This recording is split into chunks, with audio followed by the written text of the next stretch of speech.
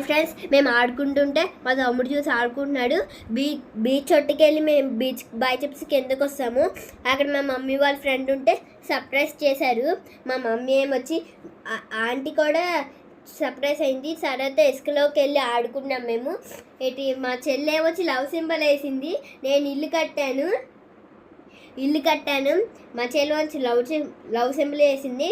మా చాందని వచ్చి ఏటో వేస్తుంది. తర్వాత గుర్రం ఎక్కిచ్చారు.